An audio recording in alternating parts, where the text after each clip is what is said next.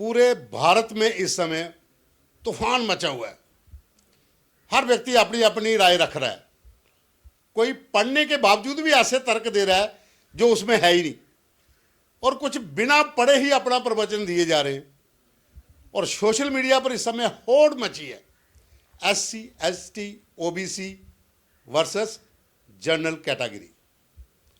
आखिर इस पूरे मामले में है क्या? अगर आप 1 घंटा, आधा घंटा, 2 घंटे लगाकर अगर आप पूरा पढ़ेंगे तो आपको पता चलेगा कि यहाँ पर क्या क्या है और कैसे कैसे इम्प्लीमेंट होगा, कौन कौन इसके ऊपर निगरानी रखेगा, कौन कौन लोग इसमें शामिल हैं, किस तरीके से ये पूरा लोगों के सामने आएगा। पर सवाल ये है कि आखिर इसकी ज़रूरत क्या पड़ी। तो मेरे साथ दीपक खजूरिया हैं, एग्जीक्यूटिव एडिटर, हमारे मैनेजिंग एडिटर हैं विकास शेखर शर्मा। तो सबसे पहला सवाल दीपक, इसकी ज़रूरत क्यों पड़ी आखिर? देखिए, मेरा भी यही तर्क है पवन जी। मैं पिछले 2-3 दिनों से, मैं आपको साफ बताऊंगा कि 2-3 दिनों से बहुत सारे लोगों के फ़ोन आए, बहुत सारे अधिकारियों से बात हुई, अलग अलग वर्ग के लोगों से बात हुई। हर एक का यही कहना है कि इसके ऊपर हो हल्ला मचा हुआ है, जैसे आपने कहा। और हमारा देश एक ऐसा देश है जहाँ पर लोग पढ़ते कम हैं, तर्क ज़्यादा देते हैं। तो इसलिए और जो पढ़ते हैं वो फिर उनका तर्क एटलीस्ट लॉजिकल होता है। मगर यहाँ पर भी, वहाँ पर भी 2 वर्ग आ जाते हैं। कुछ लोग पढ़ के बाकी लोगों को अगर सही से समझाएंगे तो अच्छा है, मगर कुछ लोग इसको अपना एजेंडा सेट कर समझाने वाली बात है, वो भी गलत है।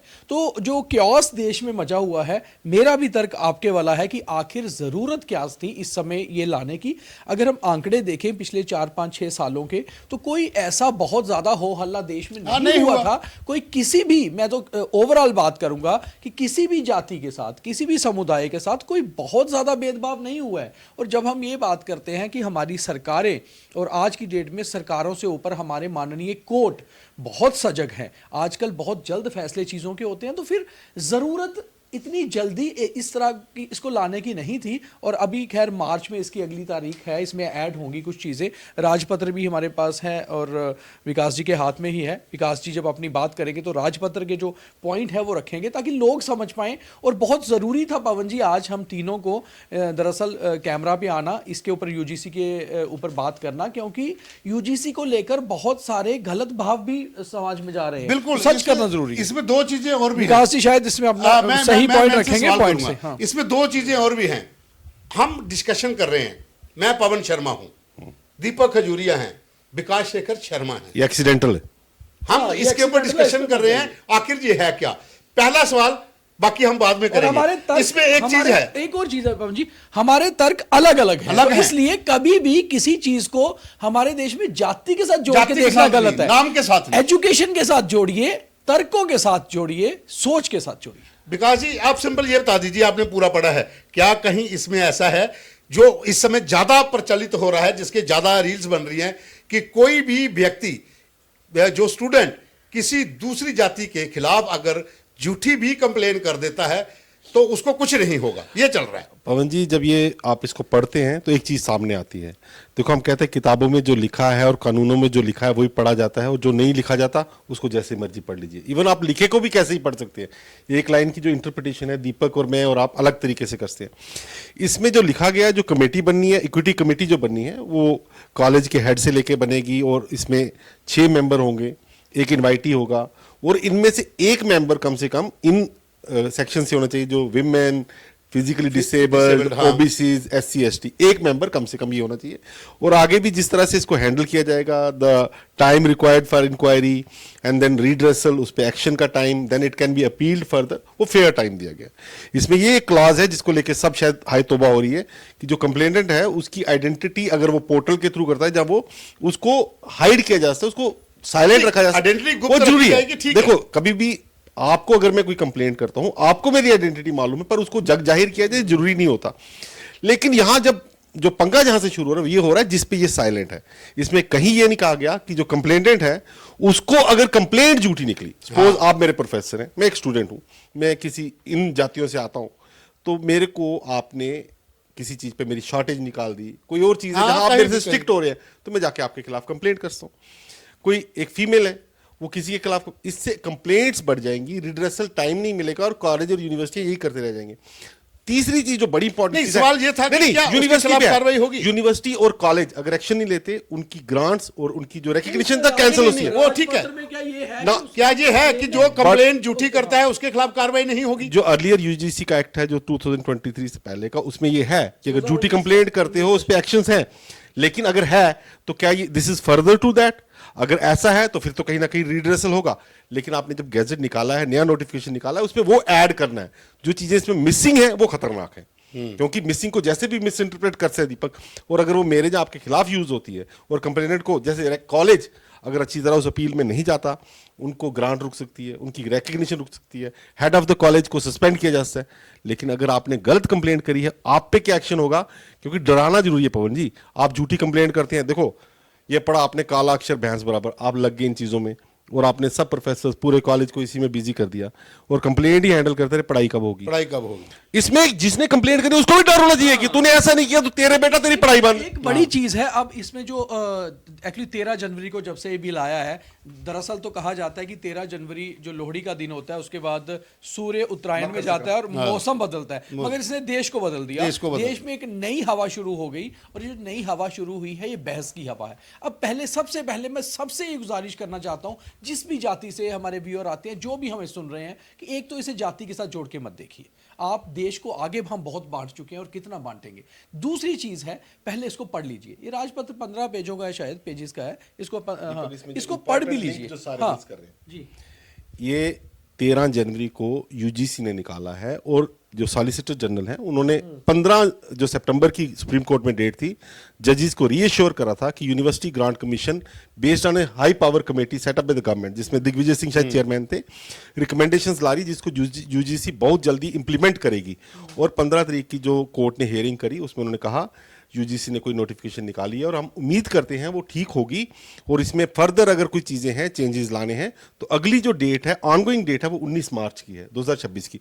सो अगर कोर्ट को कुछ चीज इसमें गलत लगी, कोर्ट चेंज कर सकता है और कुछ चीजें ऐड हो सकती है। So this is not the time to react. ये नी जर्क रिएक्शन है, ये इनिशियल रिएक्शन है। मुझे लगता है पवन जी जो इंपॉर्टेंट पॉइंट, ये जो पूरे नोटिफिकेशन आई है ये recommended by Supreme Court and committee of the government आई है, और इसमें अगर कोई गलती होगी तो मुझे नहीं लगता सुप्रीम कोर्ट में हमसे कहीं लायक लोग और सॉलिसिटर जनरल भी जब वहां पे जाते हैं, जो लोग डिफेंड कर रहे हैं इस चीज को रिवर्स करेंगे, लेके भी जा रहे हैं, जाना नहीं पड़ेगा, जाना नहीं पड़ेगा। 19 इसमें एक पीआईएल गई है, इसमें एक पीआईएल आई है, पीआईएल है शायद है। एक सोसाइटी की क्लास है, वो पीआईएल डालना उनका काम है। 19 मार्च को मुझे नहीं लगता जो न्यायपीठ है, जो जजेस हैं, लर्नर जजेस हैं, अगर कोई चीज ऐसी है जो सोसाइटी में भेदभाव ला सकती, किस चीज को बढ़ा सकती है, वो इसको छोड़ेंगे।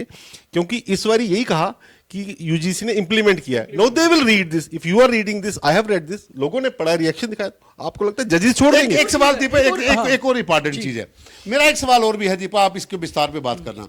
जब यूजीसी के इस पूरे जो हम पढ़ रहे हैं राजपत्र जो निकला है, इसमें एक चीज है, SC ST OBC जी, दिव्यांग महिलाएं, EWS, बिल्कुल EWS में किसी भी जाति का दिव्यांग सभी आते हैं, महिलाएं सभी आते हैं, तो फिर इसमें भेदभाव कहां पे दिखता है? देखिए, दो चीजों में भेदभाव है जो मुझे लग रहा है। अभी तक जो स्वर्ण जाति है जिसको उठा रही है, वो भेदभाव जो मुझे समझ आ रहा है, बाकी इस पे लोग करेक्ट भी कर सकते हैं, आप भी करेक्ट करिए अगर गलत है। भेदभाव एक तो ये है कि अगर आपको लगता है कि भेदभाव किसी एक पर्टिकुलर समाज के साथ हो रहा है, तो फिर आप उस पर खुल के बात करिए, इस पे खुल के पॉइंट रखिए। अगर आपने इसमें थोड़ा कंफ्यूजन रखा, तो आप जो मेंबर बना रहे हैं उसमें आप ये भी मेंशन कर दीजिए कि 6 में से कम एक मेंबर अपर कास्ट का भी होगा। क्योंकि ऐसा तो नहीं है कि किसी यूनिवर्सिटी में कमेटी में 6 के मेंबर एक ही कास्ट से होंगे। जब बाकी मेंशन की तो ये भी करें, क्योंकि हो सकता है किसी कमेटी में कोई किसी अपर कास्ट का मेंबर ना भी हो किसी यूनिवर्सिटी में और उसमें आए, तो वो एक दूसरा एक भेदभाव ये है। दूसरा जो भेदभाव सामने नजर आ रहा है वो यही आ रहा है कि कंप्लेनेंट को कुछ ज्यादा आजादी दी गई है। होता भी है कि कंप्लेनेंट का नाम गुप्त रखा जाएगा, किसी भी लेवल पे कंप्लेंट कर सकता है, मगर अगर कंप्लेनेंट ही झूठा है तो एक उसके खिलाफ एक्शन का भी कर दीजिए, ताकि जो कंप्लेंट कर रहा है थोड़ा सा डर उसके मन में भी हो कि मैं कंप्लेंट क्या सही कर रहा हूं या अपने ग्रजेस निकाल रहा हूं। इसमें एक चीज जैसा दीपक ने कहा, इसमें एक चीज और है, दिव्यांग किसी भी जाति का हो सकता है, महिलाएं किसी भी जाति की हो सकती हैं, EWS उसमें ब्राह्मण भी हैं, राजपूत भी हैं, महाजन भी हैं, SC ST OBC भी हैं, क्योंकि जो इकोनॉमिकली वीकर सेक्शन है वो गरीबी जो नीचे वाले लोग हैं उसमें हर जाति के लोग हैं। ठीक है, अब हम बात करते हैं अपर कास्ट और जो SC ST OBC को लेकर है। तो विकास जी, एक सिंपल सवाल, अब ये कंप्लेन पे कंप्लेन आएंगी, 30 आएंगी, 40 आएंगी, 50 आएंगी, 100 आएंगी, पूरे देश भर में जो 700-800 कॉलेज है, यूनिवर्सिटीज हैं, उसके अंदर कंप्लेन दर कंप्लेन। पवन जी, आप उनका निपटारा करेंगे या पढ़ाएंगे? कोई भी जब लॉ फ्रेम होता है ना, उसमें लूप होल्स होते हैं, एंड जो इसको मिसयूज करना जानते हैं वो उन लूप होल्स को स्टडी करने से पहले स्टडी कर लेते हैं। लेकिन मेरा फिर कहना ये, दीपक ने एक डाउट जाहिर किया कि समझ लो 6 या 7 मेंबर्स की कमेटी है, उसमें कहीं सब इन्हीं जगह से आगे, ऐसा नहीं हो सकता हेड ऑफ द इंस्टीट्यूशन इन जातियों से आता हो, इन कैटेगरीज में आता हो। हो सकता, उसके लिए मेंशन करना जरूरी नहीं, है। देखो फिर मैंने कहा अगर ये जो डाउट्स है, जो सीनियर लॉयर्स हैं वो शायद इसको रेज करेंगे, and this is ongoing process. मैं आपको बताऊं विकास जी, ये शक-शुबा समाज में है। ये चीज बात कर रहे हैं हम समाज से ही ला रहे हैं। ये चीज जो मेंशन करना जरूरी ये है। UGC ने लाई है, ये कोर्ट ने इसको अप्रूव नहीं कर दिया। किया अभी, हाँ। आप मान रहे बात, इसमें add on कोर्ट इसमें एडिशन कर सकती है और शायद UGC खुद भी ऐड करेगी, उस पर आए। लेकिन ये permanent नहीं है। मजेदार बात है ये अभी परमानेंट नहीं है। पवन जी, मजेदार बात कुछ और है। लोग कह रहे हैं बीजेपी ने ये कर दिया, स्वर्णों को छोड़ दिया, ये यूपी के लिए हो गया, ये केरला के लिए, तो लोग तो आगे बढ़ गए। तो सोच के घोड़े जहां तक दौड़ाने हैं दौड़ा लीजिए, बीजेपी इसी पे साइलेंट, उनका रोल ही कुछ नहीं है अभी तक। देखिए, इसमें बीजेपी भी इसमें आप ये जो कहते हो कि रोल नहीं है, बीजेपी लेकिन कमेटी में 17 MP बीजेपी की हैं, फिर उनको क्लियर करना चाहिए कि लोग क्यों हैं। वो करेंगे। सर, कमेटी की फाइंडिंग्स में कुछ भी गलत नहीं। अगर मैं ये गैजेट पढ़ता हूं, मुझे इसमें गलत नहीं लगता, इसमें शॉर्ट कमिंग्स हैं, मैं ये एडिशंस कह होनी रहा- चाहिए। मैं ये कह रहा हूं कि 17 MP अगर बीजेपी के हैं तो बीजेपी पिछले 4 दिन से खामोश क्यों है? क्या ये वोट बैंक की राजनीति बीजेपी के है? अंदर भी चर्चाएं चल रही हैं पवन जी। नहीं, ओपनली लोगों को, अभी लोगों को बताइए। बीजेपी को सामने आना चाहिए, मुझे हाँ। लगता है, और बीजेपी को हर स्टेट में अपनी जो उनकी यूनिट्स हैं, उनके जो स्पोक्स पर्सन हैं, उनको कहना चाहिए पार्टी का स्टैंड रखें इस पर, ताकि पार्टी से, और कांग्रेस को भी, मैं नहीं कहता बीजेपी नहीं, विपक्षियों को भी बोलना विपक्ष पड़ेगा। को भी, पार्टी को भी, कांग्रेस को इसमें बढ़ चढ़ कर बताना चाहिए कि उनका स्टैंड है क्या, वो इस बिल को कैसे देखते हैं। मैंने इसको पवन जी पढ़ा और मैं थोड़ी देर के लिए ब्लैंक आउट हो गया, क्योंकि जो मैं कल से सुन रहा हूं, और जब मैंने इसको पढ़ा, मेरा रिएक्शन ये था कि शायद मेरे को पढ़ाई लिखाई भूल गई। I am saying it's the problem is not about what is written in here, the problem is about what is missing here. आपको क्लियरली डिफाइन करना पड़ेगा कि अगर आप फॉल्स कंप्लेंट करते हैं, मेरे पे फॉल्स एलिगेशन लगाते हैं, तो आपके खिलाफ क्या एक्शन होगा। कुछ चीजें मिसिंग है, उनको रिड्रेस करिए। और जो लोग स्वर्ण जातियों से आते हैं, जनरल कैटेगरी के, जिन्होंने ये डाउट जाहिर किए, उनके डाउट्स गलत नहीं है। नहीं, वही तो देखिए, मैं कह रहा हूं इसमें कि एक चीज आ रही है, क्लियर है, डाउट जो बात है ना, हाँ। दरअसल बात कहां पे है, जो मिसिंग है, जो बाहर इतना हो हल्ला है ना, वो इसी चीज को लेकर है। अगर सवर्ण जाति के बड़े बड़े ऑर्गेनाइजेशन के हेड जो प्रेस कॉन्फ्रेंस कर रहे हैं, वो इसी चीज पे कर रहे हैं। पवन जी, वो डाउट उनका ठीक भी है। हाँ, मगर तभी तो मैं कह रहा हूं। ये कहूंगा कि कहीं जो हमारा स्वर्ण समाज है, या हमारा जो दलित समाज है, कोई भी समाज दूसरों पर ट्रस्ट करके ना चले। पढ़े लिखे लोग हैं, एक बार पढ़े राजपत्र को, मतलब कम से कम यहाँ क्या हो रहा है, बहकाने वाली राजनीति भी हो रही है, और राजनीतिक पार्टियों को सामने आना होगा, अपना स्टैंड लेकर। तभी अर्ध सत्य बहुत खतरनाक भी होता है। Problem is not about the word written here, but what is missing here, how it can be interpreted at the time of finding out or एक और चीज है, एक और चीज बड़ी साफ है, वो भी देखना बड़ा जरूरी है। जैसे आप कह रहे हैं, जो कमेटी थी जिन्होंने ड्राफ्ट किया, ड्राफ्टिंग कमेटी ने ये चीजें जानबूझ के मिस की या अनइंटेंशनली मिस हुई, वो बहुत जरूर, क्योंकि देखिए बुद्धिजीवी लोग हैं, वो भी पढ़े लिखे लोग हैं। पढ़े लिखे लोग एक चीज को कैसे मिस कर गए, ये 2 पॉइंट जो हैं बहुत इसमें मेन आ रहे हैं। वही कि आप कमेटी के बीच मान के चलिए एक एग्जांपल देते हैं। मान के चलिए एक यूनिवर्सिटी के बीच एक कंप्लेन होती है किसी प्रोफेसर के अगेंस्ट। वो प्रोफेसर आते हैं स्वर्ण जाति से, हम आपको जनरल बता रहे हैं, एक सभी हमारे व्यूअर्स भी सुने, हम एक आपके लिए नमूना तैयार कर रहे हैं कि उस स्वर्ण, और जो करने वाला छात्र है वो दरअसल OBC से आता है, ठीक है, कंप्लेन हो गई। उसके बाद इस राजपत्र के हिसाब से कमेटी ड्राफ्ट होती है, और बाई चांस जो कमेटी ड्राफ्ट होती है उसमें एक महिला भी आ जाती है, उसमें एक दिव्यांग भी आ जाते हैं, उसमें 3 और लोग आ जाते हैं, हो गए 5, और 6 आपने बोला था जैसे पूरे लेने हैं, तो 6, मगर उनमें से कोई भी स्वर्ण जाति का नहीं लिया जाता। अब उसमें ये पॉइंट है ही नहीं कि वो जरूरी है, बाकी को आप मिस करेंगे तो वो जरूरी है। तो ऐसे में जो जिसको आप एक्यूज्ड बना रहे हैं, मान लीजिए वो प्रोफेसर स्वर्ण से आते, तो वो अपना पॉइंट रख सकते हैं कि मेरे साथ इस कमेटी ने ही गलती की है। एक पॉइंट ये जो अहम है, जिसको जो लोगों की शंका है समाज की, इस बात पे। दूसरी बात, फिर जब वो कमेटी मान लीजिए कमेटी बहुत सही डिसीजन देती है, फाइंड आउट कर लेती है कि प्रोफेसर साहब ठीक थे, प्रोफेसर साहब ने कोई ग्रजेस नहीं निकाले, स्टूडेंट ही गलत था, तो वो स्टूडेंट की कंप्लेन वापस वो ले लेता है, मगर आपने उसको सजा भी नहीं दी। तो ऐसे में क्या हुआ कि अल्टीमेटली एक प्रोफेसर जो एक ऐसे खास समुदाय से आता है, जो अपने आप को कितना डिमीन फील करेगा कि मेरे खिलाफ रॉन्ग कंप्लेन भी हुई, कमेटी में मेरी जाति से भी कोई नहीं था, और राजपत्र के हिसाब से जो हुआ वो ठीक भी हुआ और वो बच भी गया और सारा कुछ निपट भी गया। तो ऐसे में ये दोनों पॉइंट हैं जो समाज उठा रहे हैं, मुझे जो लग रहा है। पवन जी, ये चीजें रीड्रेस हो जाएंगी। 19 मार्च की हेयरिंग है कोर्ट की, सुप्रीम कोर्ट में केस ऑनगोइंग है, और गवर्नमेंट ऑफ इंडिया, आपको बता दूं, एक विकसित शिक्षा पॉलिसी ला रही है जिसमें यूजीसी, टेक्निकल एजुकेशन सब एक हो जाएंगी। टेबल हो गया था नवंबर में बिल, और शायद इस साल में वो आ भी जाएगी। उसमें ये चीजें ऐड ऑन होंगी और चेंजेस होते रहेंगे। हाँ, जो डिस्क्रिपेंसीज है लोगों ने फाइंड करी है, लोगों का रिएक्शन आपका अलग मेरा अलग होगा, लेकिन हो हल्ला जो मचा है उसके पीछे there is no spark without the fire, actually there is no smoke without the fire. एक चीज और है, उस पर भी बात करते हैं। एक चीज और है, देखिए, देश में कोई भी जब इस तरह का मुद्दा होता है उसको वोट बैंक से जोड़कर देखा जाता है। अभी तक ऐसा नहीं लगा। जो बयानबाजियां होती हैं, बयानबाजियां कहीं ना कहीं ऐसी जगह हिट करती हैं। समाजवादी पार्टी की प्रवक्ता कहती है कि ये जरूरी था क्योंकि हमारे ऊपर बरसों से, हजारों सालों से बड़े वर्ग वाले लोगों ने राज किया, हमसे अत्याचार किया। ये है ये है बयानबाजी। तो बड़ी बात पॉलिटिकल। है, समाजवादी पार्टी को ये नहीं पता कि समाजवादी पार्टी के जो अध्यक्ष है वो भी तो स्वर जाति से ही आते हैं। ये मैं वोट बैंक की राजनीति की बात कर रहा हूं। उसके बाद भारतीय जनता पार्टी के एक बड़े नेता को पूछा जाता है, वो कहते हैं हरिओम सत्य है, खुलकर जवाब नहीं आ रहा। तो सवाल वहीं से उठना शुरू होते हैं जब आप चुप्पी साध लेते हैं।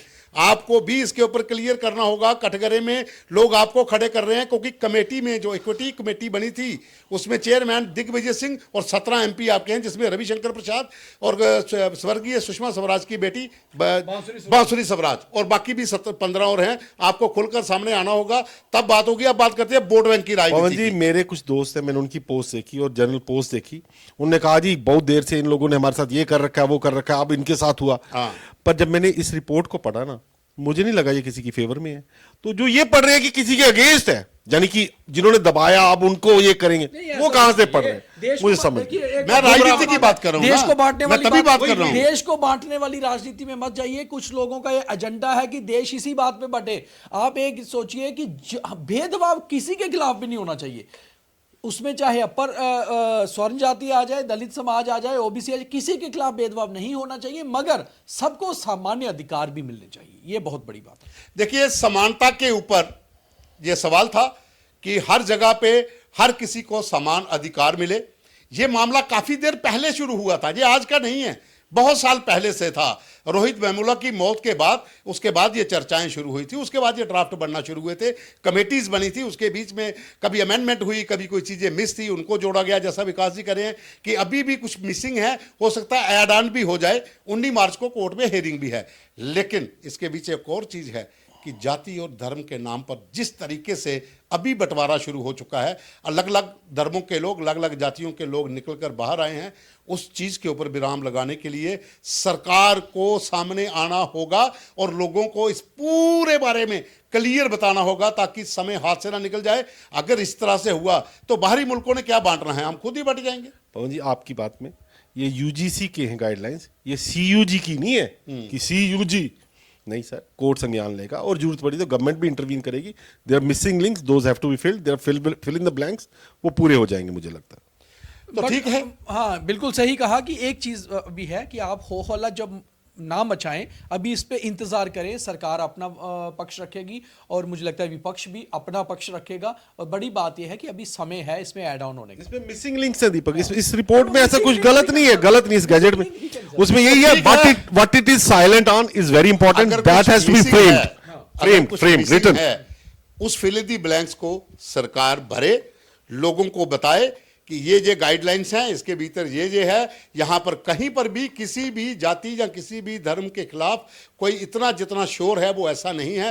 हाँ, इतना जरूर है कि कॉलेज यूनिवर्सिटी जो हजारों की संख्या में हैं, अगर वहां पे जो पहले वाला मेरा सवाल, अगर इस तरह का सिस्टम चलता रहा, समानता के नाम पर अगर 5000 भी अगर शिकायतें आ गई तो आप उनका निपटारा करते रहेंगे, बच्चों को पढ़ा नहीं पाएंगे।